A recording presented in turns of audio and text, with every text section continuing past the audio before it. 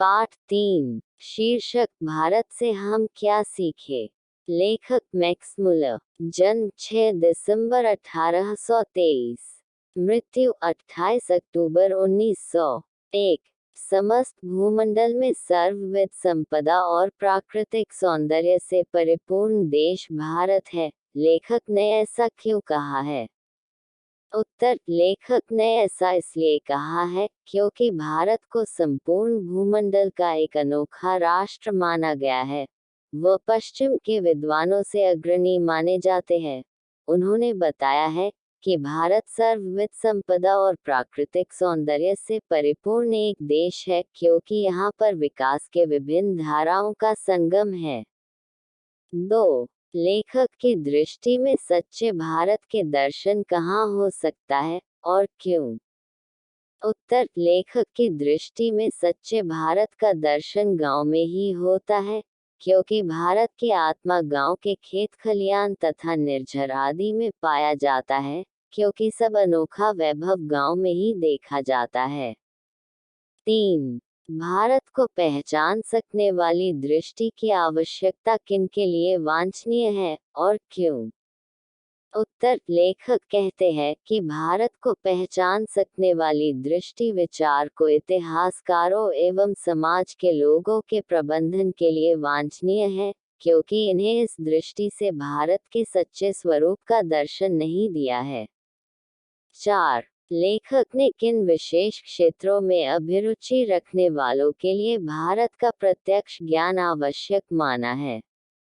उत्तर: लेखक ने वनस्पति जगत, पुरातत्व जगत, मौद्रिकावस्था विज्ञान, साहित्य, संस्कृति एवं इतिहास में अभिरुचि रखने वालों के लिए भारत का प्रत्यक्ष ज्ञान आवश्यक माना है। 5.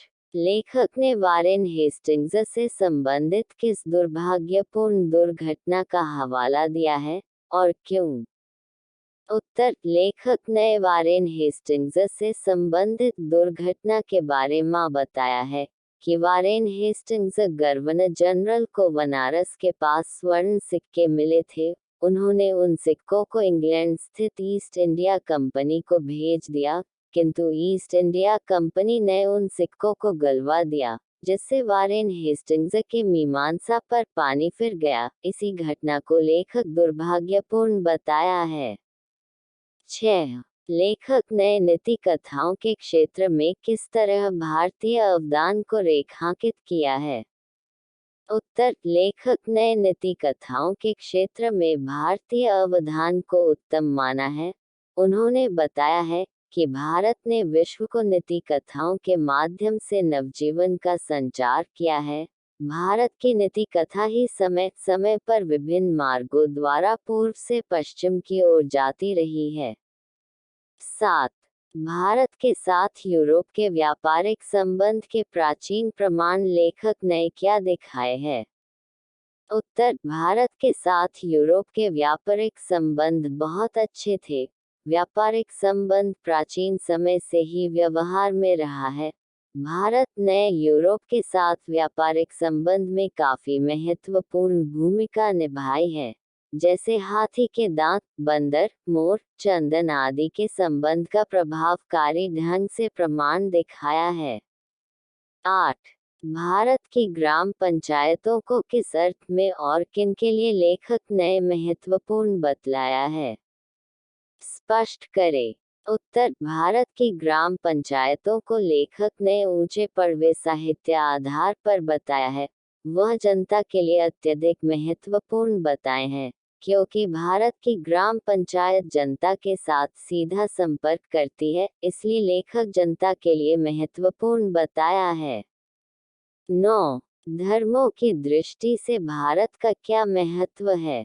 उत्तर: धर्मों की दृष्टि से भारत प्राचीन काल से ही धर्म के क्षेत्र में एवरेस्ट की तरह ऊंचा है, क्योंकि यहाँ पर बड़े बड़े लेखक, धार्मिक नेता, विचारक एवं क्रांतिकारी नेता मौजूद है। 10. भारत किस तरह अतीत और सुदूर भविष्य को जोड़ता है? स्पष्ट करें। उत्तर: भारत हमारा गौरव क्रांति अतीत के साथ सुदूर भविष्य को जोड़ता है। यहाँ की धरती प्राचीन और निर्बाध रूप से विश्व की उज्जवल भविष्य की ओर बती है।